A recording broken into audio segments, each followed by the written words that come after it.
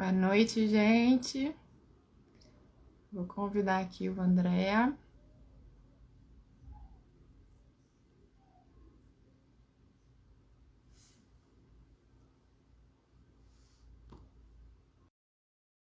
Convidado. Daqui a pouco ele está chegando.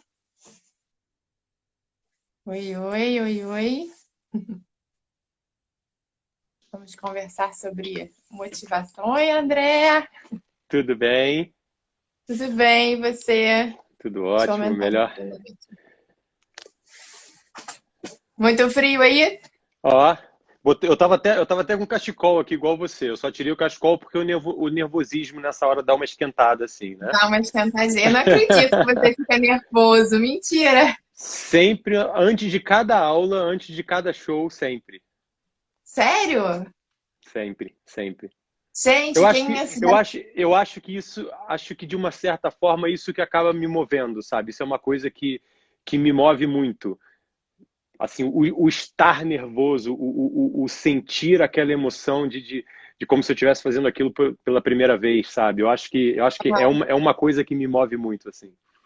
Ah, que legal. Quem assiste você dando os seus shows não imagina mais isso. A gente pensa Sempre. que já virou a coisa mais fácil do mundo para você. Nem um pouco, pelo contrário. Olha, que legal. É bom porque assim, pelo menos o meu nervosismo perde tanta importância para mim agora. Eu Bom, gosto.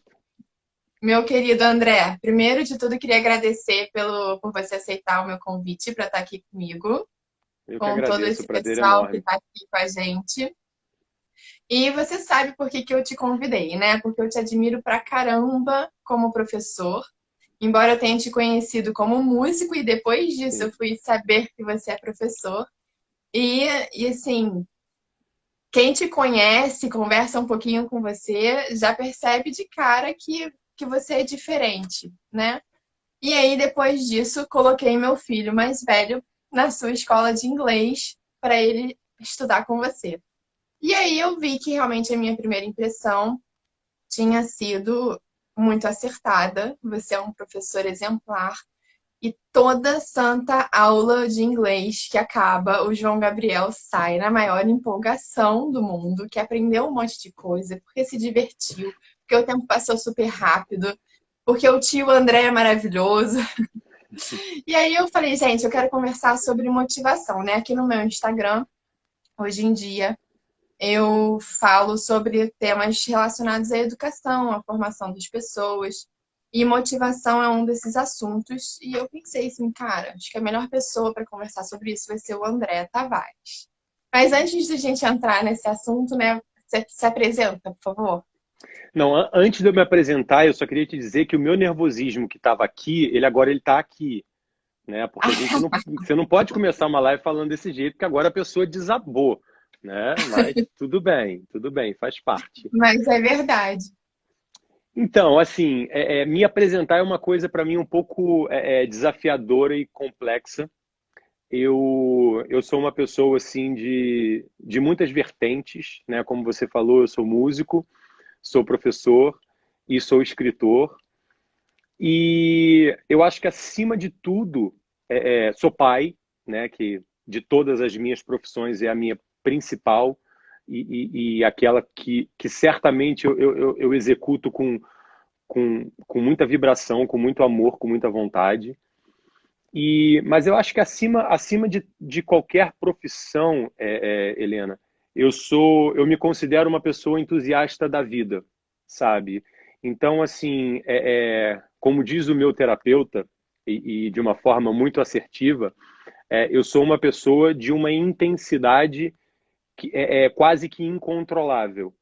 E eu sou assim, sabe? Eu sou uma pessoa muito intensa, eu sou uma pessoa que vive a vida e vive as profissões que executa com uma intensidade muito grande, sabe? Eu acho que isso até de uma certa forma está ligado àquilo que eu falei para você antes da gente, logo no inicinho, a questão do nervosismo, sabe? Isso tudo, de uma certa forma, eu acredito que esteja conectado, porque eu realmente eu vivo cada dia da minha vida tanto na minha vida pessoal quanto na minha vida profissional, com uma intensidade muito grande.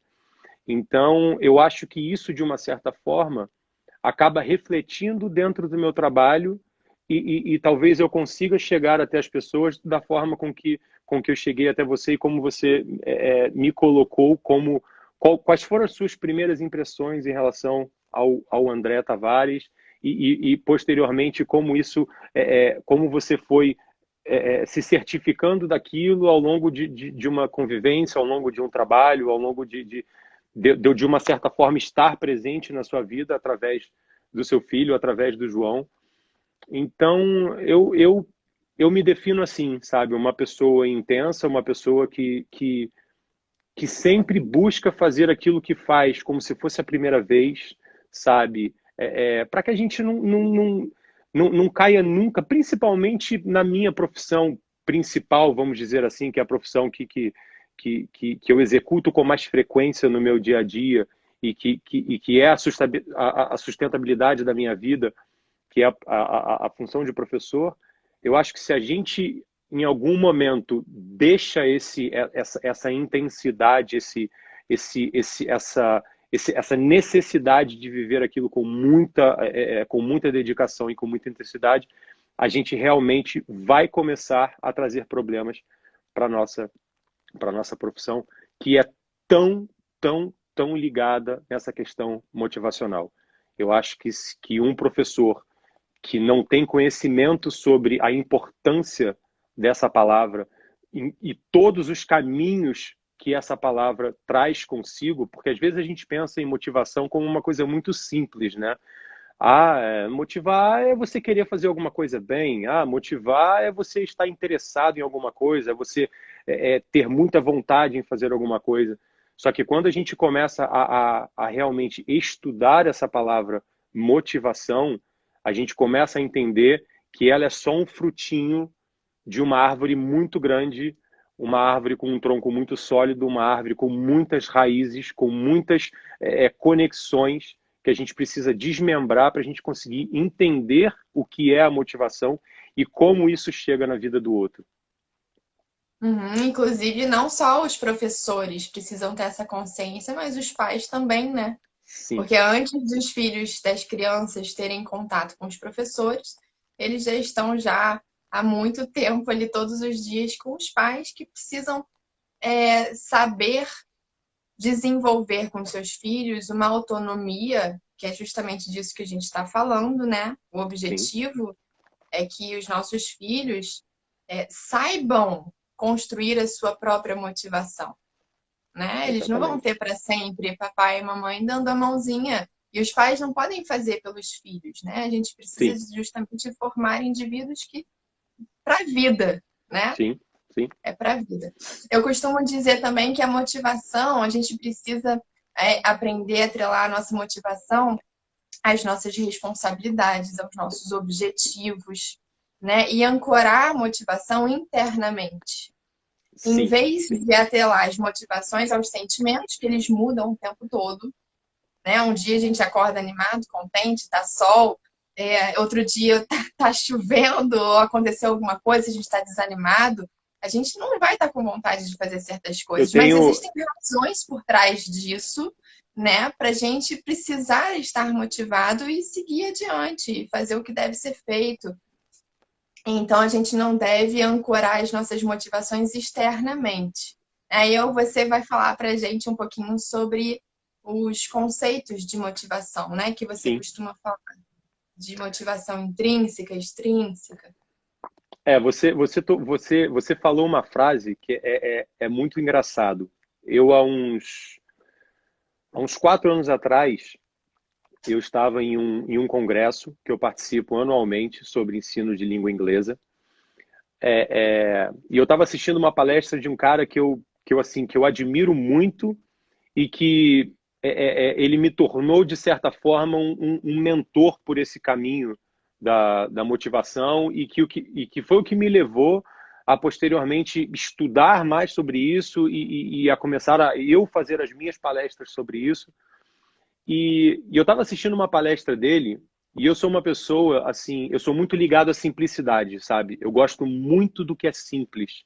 Eu gosto de enxergar beleza nas coisas simples.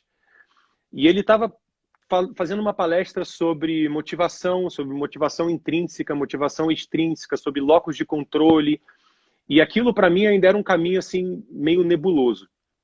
E ele, no meio da palestra, ele usou uma frase que carregava uma simplicidade tão grande e que eu simplesmente não esqueci mais daquela frase, e você tocou exatamente no ponto que ele falou nesse dia, que ele falou sobre o tempo, sobre a chuva. E ele dizia que eu nada posso com a chuva num final de semana, com um tempo ruim em um final de semana, mas eu tudo posso em como eu vou reagir em relação àquilo. E eu fiquei olhando para aquela frase e por um leve segundo eu me coloquei assim, gente, será que eu estou numa palestra de um cara que eu admiro tanto para ver ele falar sobre o tempo no final de semana? Eu nada tenho quanto tempo no final de semana, se está chovendo ou se não está. Só que aquilo teve um efeito borboleta em mim, sabe? Aquela coisa de bola de neve, que aquilo começou a degringolar um monte de situações e colocações na minha vida, que eu comecei a tentar enxergar o porquê que ele estava usando uma frase tão simples como aquela. E quando eu começo a tentar entender um pouquinho mais sobre a motivação, eu assistindo uma palestra do querido Cortella, ele diz uma frase que ali eu falei, peraí, esse é o caminho que eu preciso me enfronhar cada vez mais, porque eu sempre trabalhei dessa forma. Eu, nos últimos 12 anos da minha vida, enquanto educador, enquanto escola, enquanto professor, eu sempre trabalhei dessa forma, mas eu trabalhava de uma forma minha, né? Eu trabalhava, talvez eu não soubesse explicar por que eu fazia aquilo daquela forma e alcançava aqueles resultados nessa questão de motivação. Mas quando eu começo a entender, e eu leio essa frase de Cortella, que ele diz que a motivação é uma porta que se abre por dentro. E ali eu começo a tentar entender o que realmente o que realmente significa motivação. E a gente começa a entender que a motivação ela não pode vir de fora. Na verdade, a motivação, eu ouso dizer que ela não vem de fora, em hipótese alguma. O que a gente recebe de fora são estímulos, não é uma motivação. Eu não tenho a capacidade de entrar dentro da sua cabeça, do que você está pensando, dentro do seu corpo, dentro do que você de como você reage a certas circunstâncias. O que a gente tem é uma capacidade de provocar estímulos. Nós provocamos estímulos que fazem com que a real motivação, que é o que a gente chama de motivação intrínseca, ela aflore. Desse diz, num estudo que ele faz em 1975, que a motivação é a execução de atividades no qual o prazer é inerente à mesma. Então, o que a gente entende disso? A motivação real, a motivação genuína, ela acontece quando você executa alguma coisa sem esperar absolutamente nada em troca, no sentido de recompensas, no sentido de conquistas, a não ser a sua conquista pessoal, a não ser você realizar algo que lhe traz algum tipo de satisfação.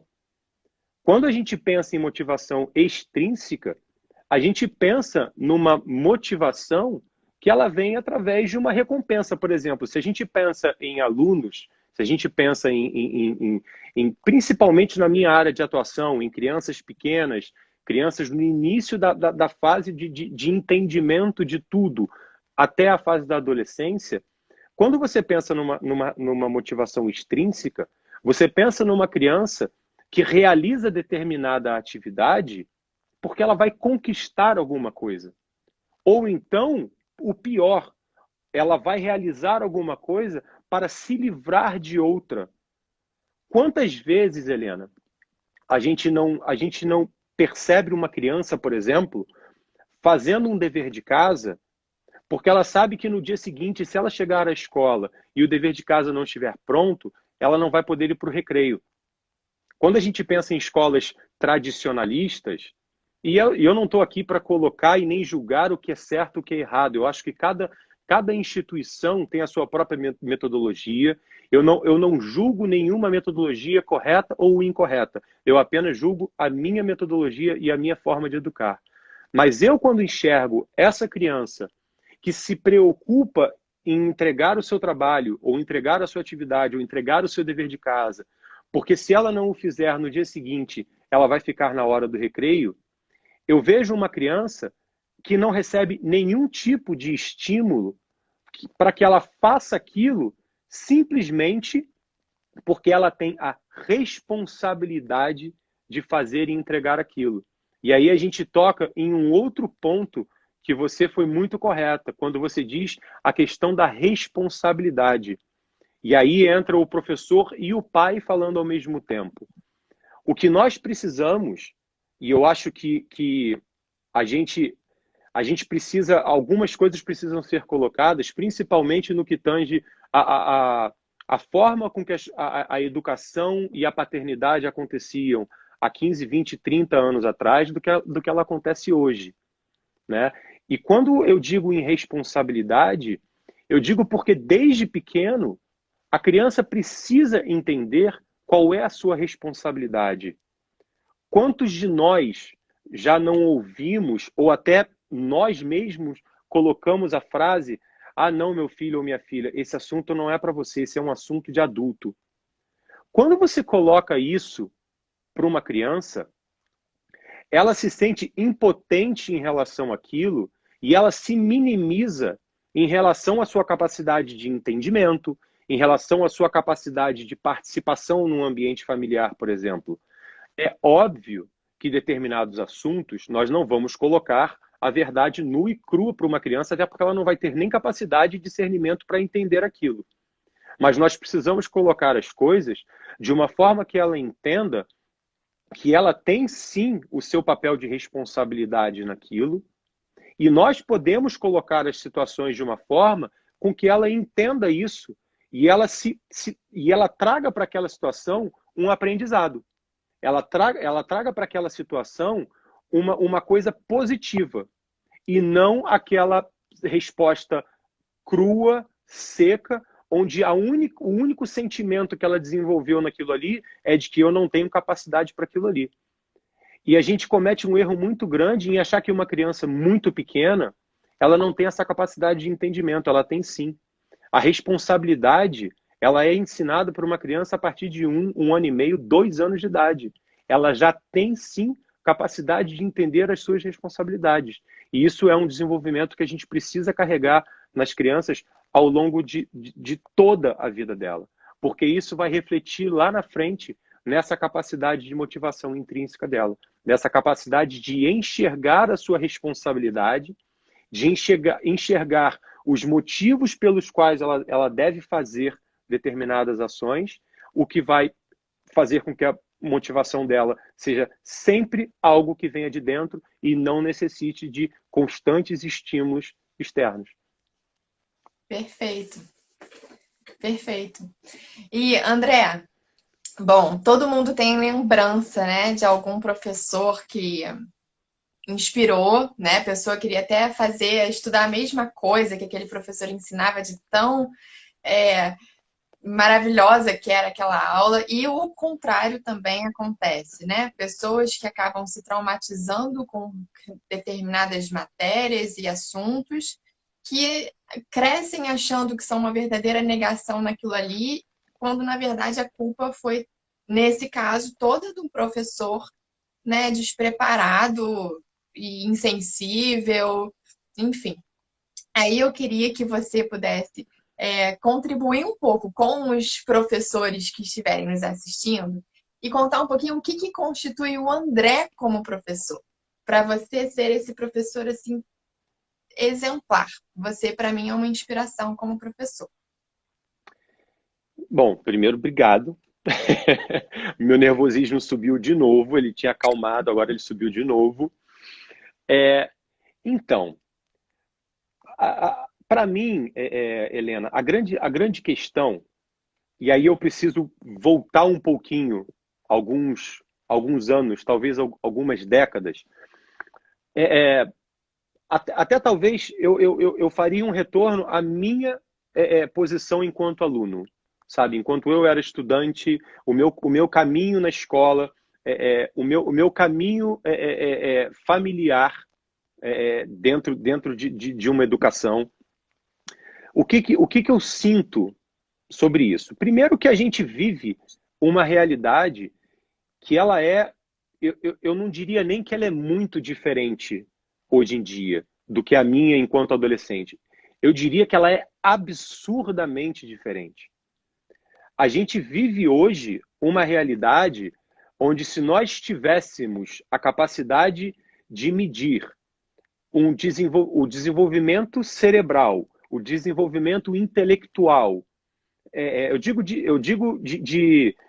a grosso modo, sabe? Se a gente pudesse colocar isso em números, sabe? O desenvolvimento de uma criança de 20, 30 anos atrás, o desenvolvimento de uma criança hoje, eu tenho certeza que a gente alcançaria números absurdos de diferença. Por quê?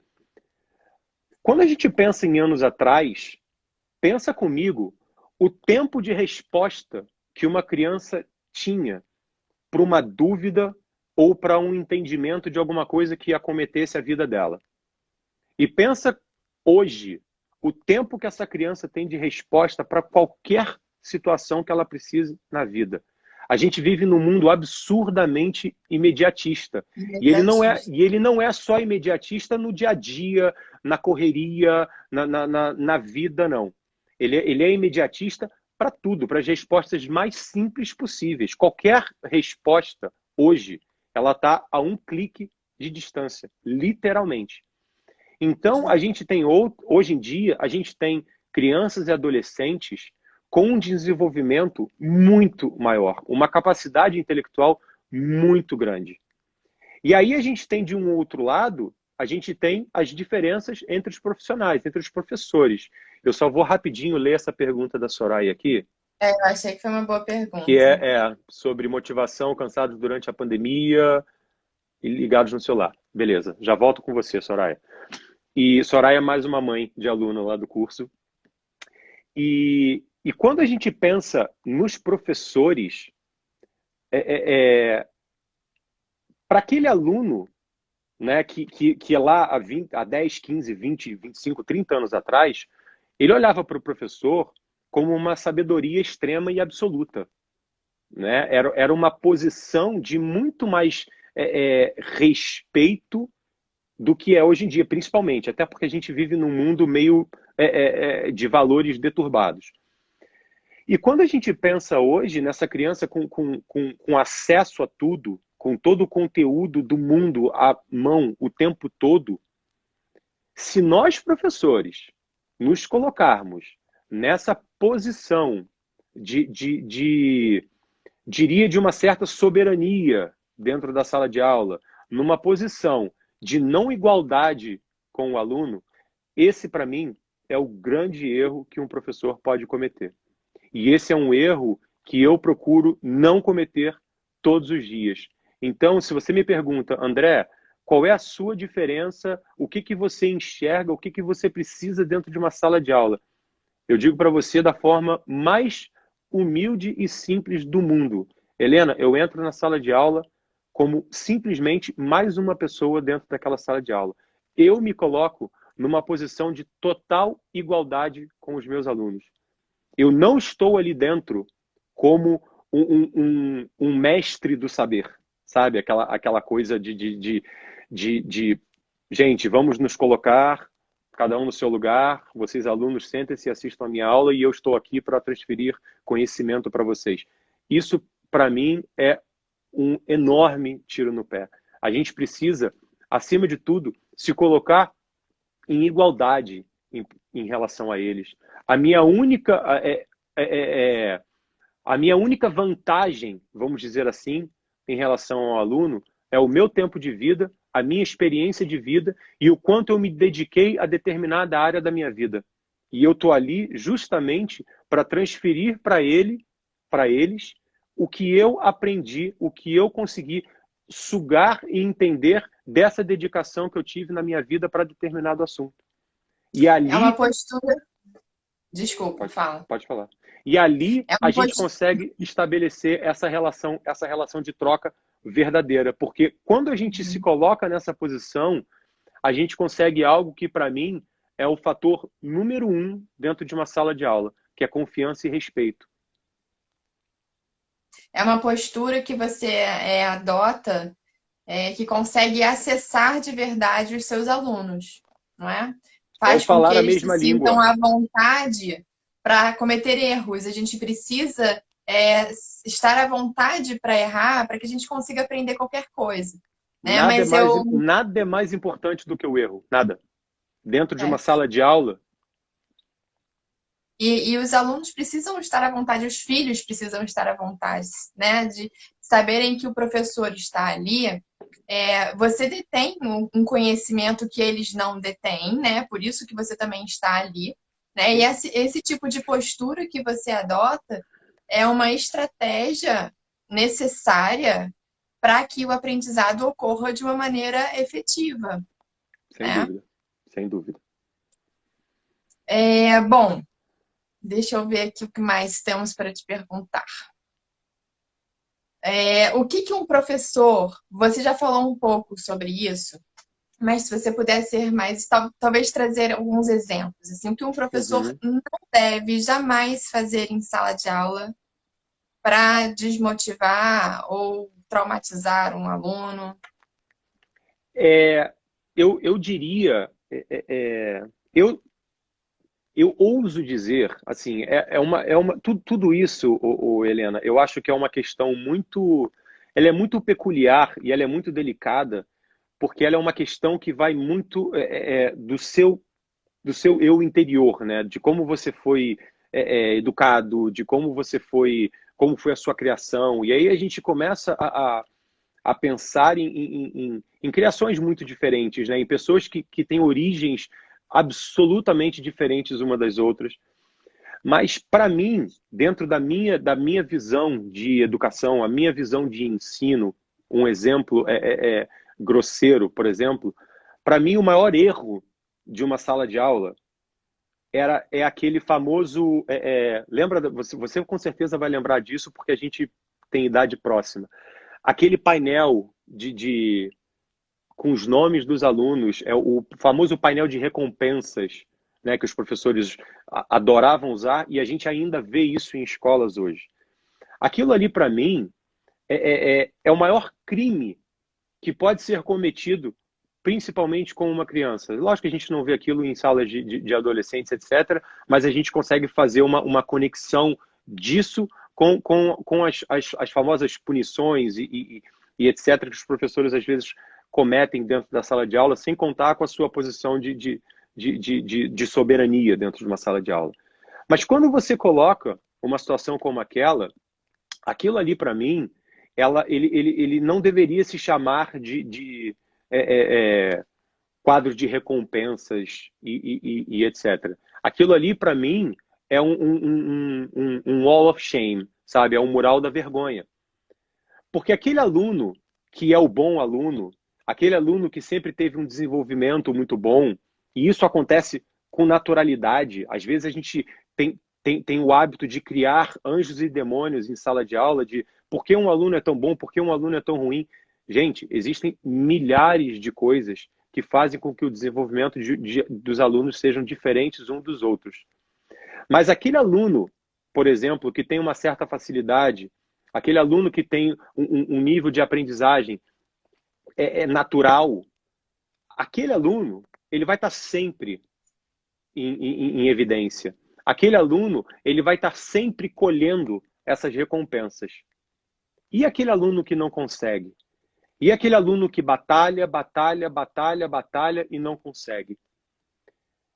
Infelizmente, a gente não tem uma cultura de reconhecimento constante das pessoas.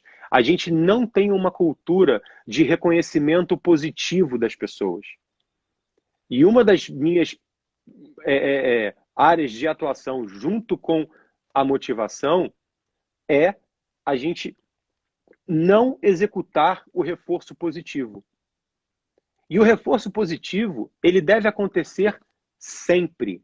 Sempre, sempre, sempre. Eu não sei se você já viu um livro chamado O Ponto. Não.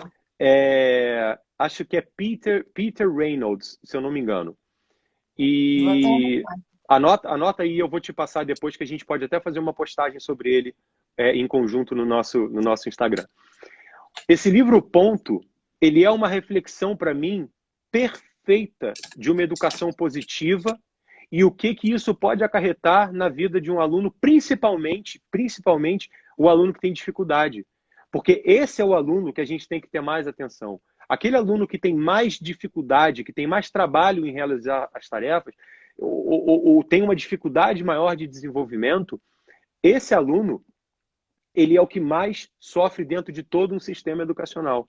E nesse livro, a professora entra na sala, eu vou fazer um resumo bem breve aqui. A professora Uhum. entra na sala e pede para os alunos fazerem um desenho. E tem uma aluna lá arrancando os cabelos, que ela não consegue fazer nenhum desenho, que ela diz que não sabe desenhar, que ela não consegue, e ela vai ficando nervosa com aquilo, vai ficando irritada. E aí a professora calmamente chega até ela e diz: mas o que está acontecendo? Por que você está nervosa dessa forma? E eu não sei desenhar, eu não consigo, isso é impossível para mim, eu não consigo. Aí a professora entrega o papel para ela e fala assim: faça qualquer coisa. E ela, com raiva daquilo, revoltada com aquilo, ela pega o lápis e dá uma estacada assim no papel e faz um borrão no centro do papel. E aí a professora, a gente consegue, né, Helena, imaginar isso numa situação real, qual seria a reação de um professor mediante a uma afronta dessa de uma aluna, mediante de uma revolta dessa de um aluno ou de uma aluna. E aí a professora pega o papel, olha aquele desenho, devolve para a criança e diz: agora você assina, por favor. E aí a menina diz: como assim, assinar? Sim, assina, por favor. E aí a menina assina o papel. A professora retira, as crianças vão embora para casa, ela sai revoltadíssima, de cabisbaixa. E aí no dia seguinte, quando ela entra na sala, aquela estacada de lápis que ela fez no papel está emoldurada na parede da sala. E aí ela entra, ela olha para aquilo, meio desconfiada, mas resolve não falar nada. E aí no final do dia ela pergunta para a professora: por que você pendurou o meu quadro? E a professora diz: eu achei lindo. Para mim foi maravilhoso. Para mim é uma obra de arte. E aí aos pouquinhos ela começa a fazer outros desenhos de pontos, pontos coloridos, pontos diferentes, pontos onde ela pintava o entorno do papel e deixava o centro branco. E aí a professora faz uma exposição de arte de todos os quadros de pontos que ela fez em um belo dia na escola. E aquilo faz com que ela encontrasse naquela única e simples capacidade dela de executar alguma coisa, ela obteve um reforço positivo naquilo. E aquilo tornou-se para ela um estímulo e uma motivação. Então, a nossa, como a Bruna disse, a Bruna, minha esposa linda e maravilhosa, disse num comentário aqui atrás, as pessoas têm por hábito educar à base de medo, à base de ameaça. Quando o que nós devemos fazer é justamente o contrário. Quando essa situação ela nos é exposta, nós devemos sim, aí com mais intensidade ainda, reagir de forma positiva. Porque essa reação de forma positiva, ela causa um sentimento de reconhecimento. Ela causa um sentimento de conquista. E esse é um sentimento que aflora de uma forma muito boa e muito positiva.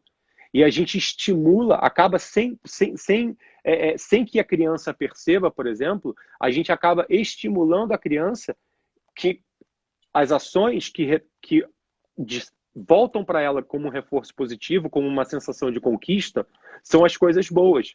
Então ela começa a querer buscar cada vez mais esse reforço positivo e essas conquistas, porque a gente acabou gerando o sentimento de prazer e de realização. É muito bom. Eu li no livro Cérebro Adolescente, não está aqui comigo agora. Não sei se você conhece. Não. E sobre essa passagem do livro, eu já até fiz um post e foi feito um estudo e de acordo com esse estudo, professores que faziam comentários positivos a respeito de seus alunos para outros professores, esses alunos apresentavam desempenhos cada vez melhores. E pelo contrário, professores que faziam comentários negativos, pejorativos dos seus alunos, esses alunos iam cada vez piorando mais o seu desempenho escolar.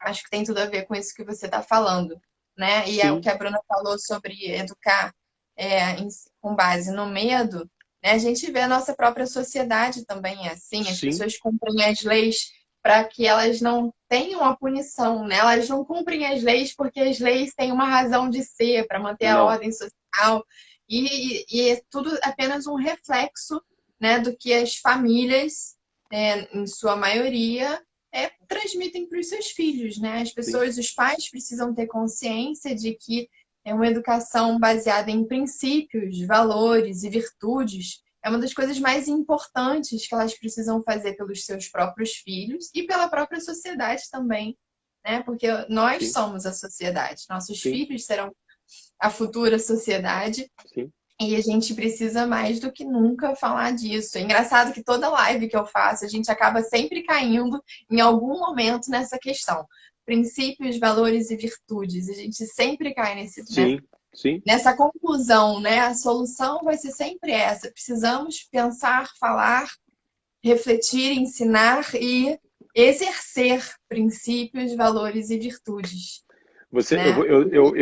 só para fazer um parênteses nisso que você acabou de me falar, eu guardei isso aqui a 7 chaves e eu fiquei esperando assim, é, é, é, quase que rezando para que esse momento pudesse que aparecesse para que eu pudesse usar essa frase. Eu escutei uma frase de um aluno adolescente meu há um mês atrás, mais ou menos, onde ele dizia assim: infelizmente, as pessoas se surpreendem quando uma atitude é gentil e educada. Isso é uma distorção de todo e qualquer princípio de valor de uma sociedade. A partir É do um momento, sintoma, né? é um sintoma, a partir do momento que uma reação gentil e educada, ela me causa surpresa, é um sinal vermelho de que tudo está errado. É, Você sabe quem me disse essa frase? exatamente. Seu filho. Quem? Meu filho! Seu filho. Ah, meu filho, meu Me orgulho, tá encheu de vendo? orgulho. Eu falei assim: não, eu vou guardar isso porque eu ainda vou ter uma oportunidade de falar isso para a mãe dele. Ah, Tá vendo? meu filhote, ele tá aqui assistindo, ele já mandou Já várias mandou um vezes. monte de O André é palminhas o aí. cara, ele é o cara, ele é o cara. Você falou, Ai, Helena, gente, que presente que você me viu? deu Tá falando vendo? isso agora. Ó, guardadinho aqui, ó, 7 chaves. Ah, que legal. É, Fiquei feliz. você falou sobre essa questão é, é, é, da forma com que os professores tratavam os seus alunos em determinada situação. Só para você ver como é curioso, a gente está hoje em 2021. Em 1973, Lepper e Green, que são dois estudiosos da psicologia, da motivação e etc., eles fizeram um estudo em uma escola. Ele foi um estudo não dirigido, ele foi um estudo feito sem que as pessoas soubessem que aquele estudo estava sendo feito, até porque o estudo foi feito com crianças, então não havia como se preparar as crianças para determinado estudo. E o estudo consistia em 51 alunos que foram divididos em 3 grupos. E simplesmente esses grupos, as crianças eram solicitadas para que fizessem um desenho. Uma vez por semana, as crianças, cada uma em sua turma, o professor chegava lá e entregava um desenho para que elas fizessem. Só que elas eram de turmas diferentes. Então, para uma turma, foi avisado que a cada desenho as crianças receberiam uma recompensa. Para um segundo grupo, essa recompensa ela era variável. Eles alternavam as recompensas. Em algumas semanas a recompensa era boa, outras semanas a recompensa era não tão boa quanto, e assim eles iam alternando. E um terceiro grupo não tinha recompensa alguma. Qual é a conclusão do estudo feito? O grupo que sempre ganhava uma recompensa boa, as primeiras semanas, os desenhos eram sempre maravilhosos. A primeira semana, então, nem se fala, porque eles sabiam que eles estavam fazendo aquilo por uma recompensa. O grupo do meio, que a recompensa alternava, eles variavam o desenho, baseado na recompensa da semana anterior. Se a semana anterior tinha sido uma recompensa ruim, o resultado da semana seguinte era diferente. Se a semana anterior a recompensa era boa, o resultado da semana seguinte era diferente. E o terceiro grupo, que não tinha recompensa alguma, foi o grupo que manteve uma linearidade de resultado e todos os desenhos eram feitos de uma forma bonita e satisfatória. Então, qual é a conclusão? A gente volta lá atrás na questão da motivação extrínseca. Aquele primeiro grupo, que sabia que iria sempre ser recompensado de uma forma positiva, começou a fazer as coisas de qualquer jeito, começou a executar as tarefas de qualquer jeito. Enquanto aquele grupo, a qual não era oferecido nenhum tipo de recompensa, eles tinham a sua única sensação era a sua motivação para fazer aquela determinada tarefa, que era uma tarefa prazerosa. Qual criança não gosta de desenhar? Só que a partir do momento que você começa a oferecer para aquela criança uma recompensa, ela vai entender e ela vai desenvolver o sentimento de que se a recompensa for boa, ela faz um desenho bom. Se a recompensa não for, ela não faz. E se a recompensa sempre for boa, para quê? Ela inclusive se desliga, né, do ato em si, que é o desenho em si, e acaba se conectando única e exclusivamente ali com aquela possibilidade, com aquilo que vai vir de fora. Exatamente. Realmente a gente volta naquele início, a gente precisa ancorar as nossas motivações internamente. Eu adorei a frase que você falou do Cortella, que também significa a mesma coisa, né? A motivação é uma porta que se abre por dentro. Ela está ali Muito dentro. legal, eu adoro o Cortella. Quem não, né? É. Bom, vamos voltar lá naquela pergunta. Eu acho que a gente podia, talvez, assim, só adaptar um pouco assim, você tem dado as suas aulas todas à distância, não sei se todas, mas pelo menos desde o João Todas. Gabriel até Todas. agora são todas à distância, e em termos de motivação para ele, de ânimo, de desempenho, não mudou nada. Você podia dar sugestões de como trabalhar uma aula à distância de maneira atrativa para os adolescentes. E acho que para as crianças é mais difícil ainda, né? Do que para os É, adolescentes. o que acontece, falando por mim, assim, eu não me considero em nenhum tipo de vantagem em relação a ninguém, até porque eu nunca havia trabalhado dessa forma, eu nunca havia trabalhado de forma remota antes, nunca tinha dado uma aula online antes. E eu me vi numa situação que eu acho que 100% dos professores se encontraram de o que eu faço agora? E aí foram, assim, inúmeras tentativas de acerto, acho que inúmeros erros. Eu busquei muita informação, eu tentei buscar muita coisa que pudesse me agregar e que pudesse me trazer um reforço positivo para o que eu estava fazendo. E eu acho que o grande desafio, Helena, é a gente saber dosar, principalmente, o tempo.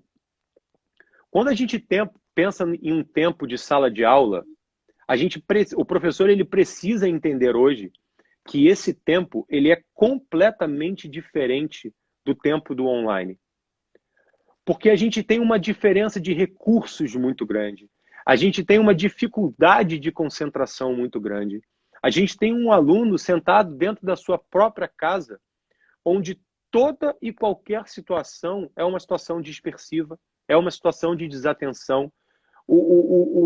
A sala de aula, ela, como o seu próprio nome diz, ele é um ambiente propício para aquilo, ele é montado para aquilo, ele é estruturado para aquilo, ele é organizado para aquilo. Enquanto a casa da gente não. Então, acho que o primeiro ponto, acho que o primeiro passo, a gente é prioridade você hoje estruturar um local de ensino para o seu filho dentro de casa. Eu acho que a gente precisa tentar, de alguma forma, recriar o mais próximo possível do ambiente que ele enfrenta e que ele tem dentro da sala de aula. A gente, na minha visão, a gente não pode ter, por exemplo, um aluno sentado no sofá com um computador no colo, sabe? Às vezes, por muitas vezes, o aluno está deitado na cama assistindo aula pelo celular. Então, assim, é preciso uma participação e uma atenção dos pais em relação a isso, sabe? A gente precisa, de alguma forma, simular o ambiente propício de uma sala de aula, que é o aluno sentado num local propício, num local com de certa forma, com algum tipo de silêncio, que seja no quarto, mas que seja numa mesa apropriada, que o aluno esteja numa posição e com uma postura de aluno para que ele possa se concentrar naquilo ali que ele está fazendo. Porque é muito difícil se concentrar. É muito. Coloca nós adultos, tenta assistir um curso, uma palestra, alguma coisa online no sofá de casa segurando o celular. Não vai funcionar. Serão diversos fatores que vão tirar nossa atenção, que vão nos chamar a atenção para outra coisa. Então, assim, o aluno ele precisa estar ambientado. Aqui em casa, a gente montou uma estrutura para a Manuela, sabe? Montamos uma mesa de estudos para ela, com estante para os livros dela, com uma cadeira propícia para ela, com um computador para ela, para que ela... Até porque quando você faz isso, você lembra aquilo que a gente falou sobre a transmissão da responsabilidade desde que eles são pequenininhos? Quando a gente faz aquilo ali pelo filho, pela criança, pelo adolescente, a gente está ensinando e mostrando para ele a responsabilidade dele. Olha a estrutura que está sendo montada para que você possa se dedicar, para que você possa se concentrar, para que você possa estudar. E assim, a gente precisa transmitir para eles esse senso de responsabilidade. E em relação aos professores, quando eu falo a questão do tempo, uma aula de 50 minutos que você está dentro de uma sala de aula com 15, 20, 25, 30 alunos, 10 alunos que sejam, para mim é indiferente. O rendimento e o tempo real de aula, ele vai ser absolutamente variável, por diversas questões de interrupção, de pergunta, do amigo que virou para trás e o professor interrompeu, daquele que foi ao banheiro e você o tempo todo precisa retomar aquilo. A aula online, ela é muito mais intensa. Ela é muito mais intensa do que uma aula presencial. A gente às vezes acha que não, porque a gente está em casa, porque você está no computador, mas não. O efetivo de aula, ele é muito mais intenso no online do que ele é no presencial. Porque no online, se você for parar para pensar, a quantidade de interrupções que você tem durante o dia, ela é muito menor. Quando a gente pensa, por exemplo, eu tenho alunos de 6 anos e eu tenho alunos de 14, 15 anos. Então eu tenho referências dos dois de como as escolas estão trabalhando. Eu tenho a referência da escola da minha filha, por exemplo, que serve como um parâmetro para mim, para a educação infantil. Eu tenho os meus alunos como o João, por exemplo, de educação fundamental. Tenho alunos de médio. Alunos de educação fundamental e de médio, por exemplo, gente, as aulas são feitas de microfone fechado e câmera fechada. O que aquele professor ele tem de interrupção? Zero. Então, o efetivo de tempo de aula, ele é muito intenso. Então, ele precisa muito ser dosado. Até porque a gente precisa analisar não só o desenvolvimento acadêmico daquela criança. A gente precisa entender tudo que está acontecendo na cabeça daquela criança, assim como está acontecendo na nossa. Tudo que está se passando de dificuldade nesse momento de pandemia que a gente está vivendo. Todos os porquês que vem surgindo esse tempo todo. Então, são muitas questões. Então, eu acho que o professor ele tem que ter uma sensibilidade muito grande nessa questão de dosar o tempo, sabe? Dosar a intensidade. As minhas aulas, por exemplo, a gente tem diversos momentos de total liberdade. A gente fala de videogame, a gente fala de futebol, a gente fala de... toca violão, a gente faz um monte de coisas que são completamente à parte ali daquele momento de aula. Por quê? Porque eu preciso proporcionar para os meus alunos prazer. Eu preciso proporcionar para eles momentos de relaxamento também. Além de todo o processo educacional que eu estou entregando, eu preciso entregar para eles um momento de respirar, um momento de rir de alguma coisa, de contar uma piada boba. Meus alunos sabem que eu sou expert em piadas bobas. E assim, a gente precisa trazer para eles esses momentos de relaxamento também. E quando a Soraya faz aquela pergunta sobre como lidar com isso, é muito difícil. É muito difícil porque a gente precisa encontrar um equilíbrio. Um equilíbrio entre a cobrança, um equilíbrio sobre as responsabilidades, um equilíbrio sobre o que está se passando dentro daquele ambiente familiar, um equilíbrio sobre o que está se passando dentro daquela casa. Quanta gente, além de todo o enrolamento familiar que já vem acontecendo, está enfrentando diversos tipos de dificuldades das mais variadas possíveis. Então, todas essas variáveis, elas precisam entrar dentro dessa equação chamada educação à distância. Sem contar que a nossa disposição para se concentrar em uma tela é totalmente diferente da gente ter que se concentrar numa pessoa de carne e osso que está na sua frente aqui, né, interagindo. É completamente diferente também. Os estímulos são muito mais cansativos. Sim. Ninguém aguenta ficar um tempo contínuo diante de uma tela. Tudo isso tem que ser colocado, sabe, Helena? Tudo isso precisa ser ponderado. Então, recapitulando aqui a nossa pergunta inicial da live, é como motivar o seu filho a estudar sozinho? A resposta para essa nossa pergunta, na verdade, vê se você concorda comigo. A gente precisa, na verdade, ensinar aos nossos filhos a encontrarem essa motivação dentro deles mesmos. Como? Ensinando responsabilidade, trabalhando autonomia. Concorda comigo? Exata. Sem tirar nem pôr, Helena. É exatamente isso. A gente precisa fazer com que a criança encontre e desenvolva a sua motivação. E onde ela vai fazer isso? Com senso de responsabilidade, através do ensinamento de responsabilidade, através do reforço positivo, através do estímulo positivo, para que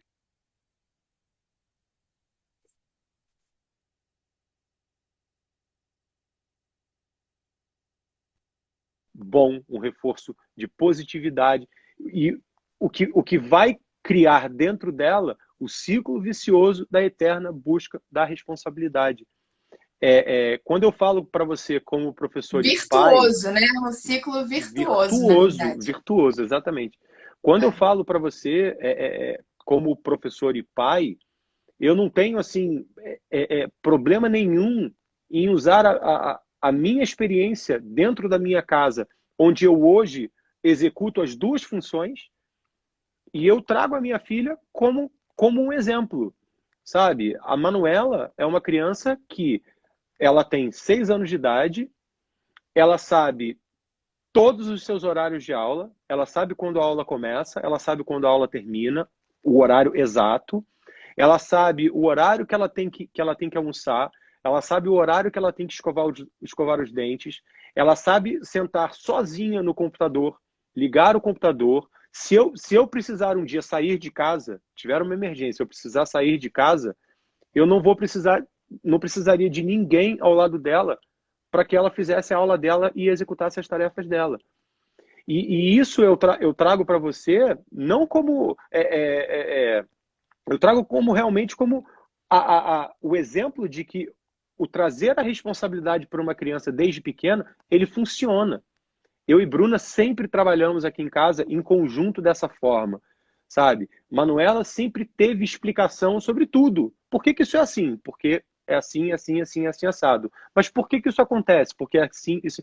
A gente nunca trabalhou aquilo que eu falei com você lá no início, sabe? Ah, isso é assunto de adulto. Um dia você vai entender. Não, a gente explicava dentro de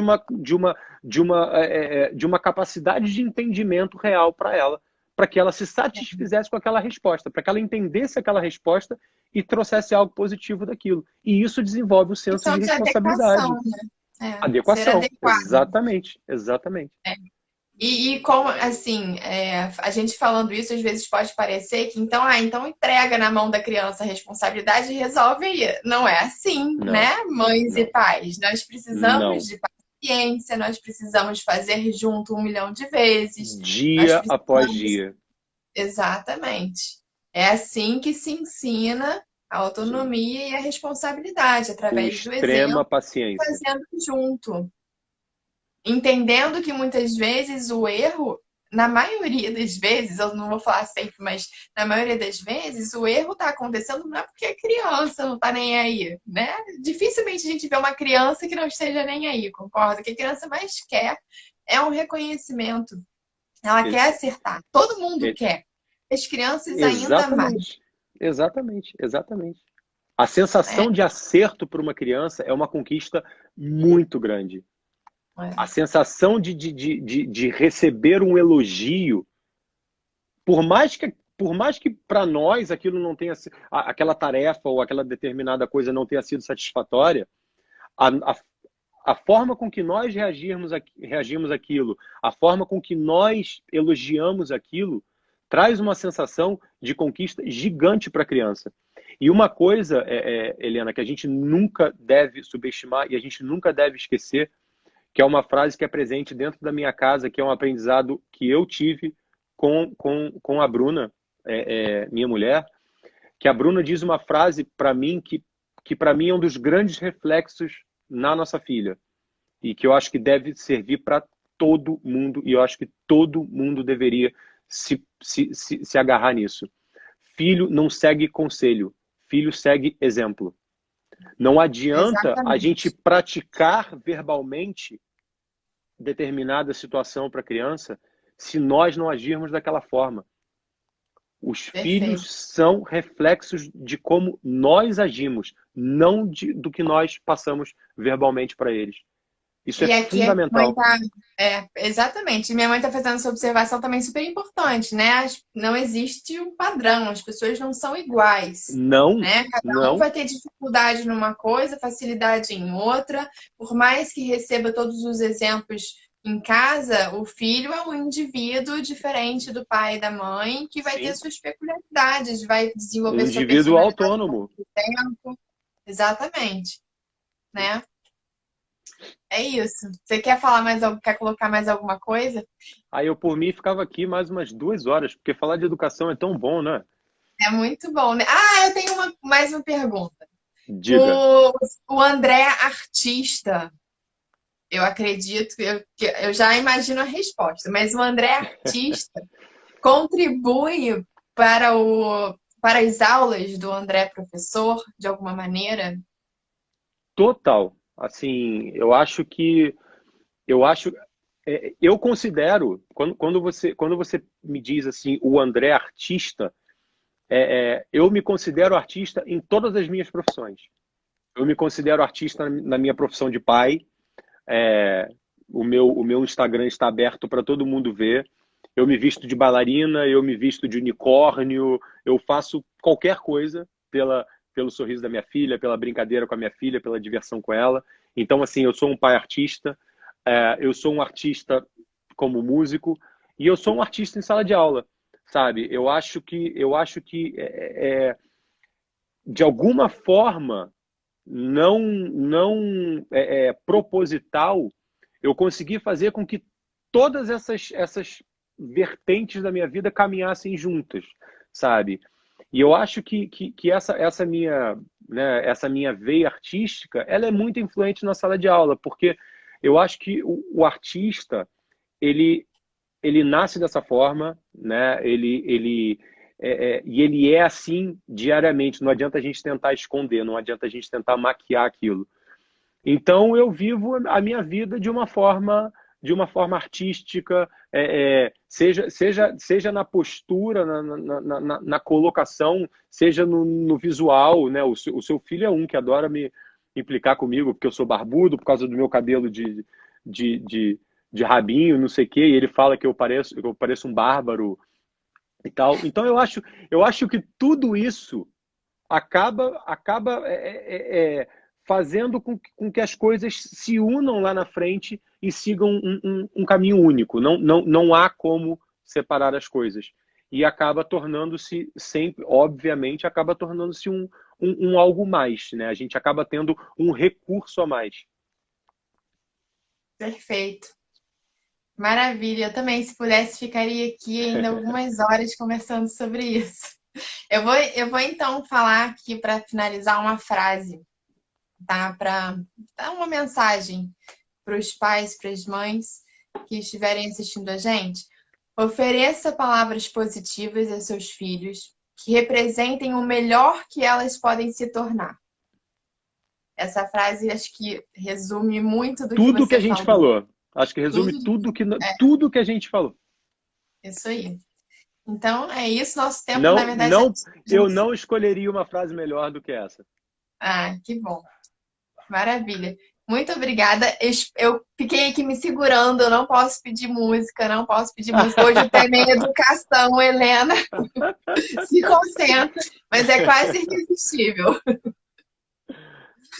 É isso, meu querido André. A gente precisa terminar, porque a gente já está passando de uma hora aqui. Tá Gente, bom. muito obrigada pela presença de todo mundo. Educar por amor e com amor é fundamental. Isso Fundamental, sem mesmo. dúvida. Sem dúvida.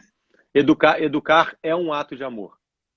É, perfeito. Um Então, beijo para André, sua muito mãe, que está aí a obrigada. live inteira fazendo altos comentários.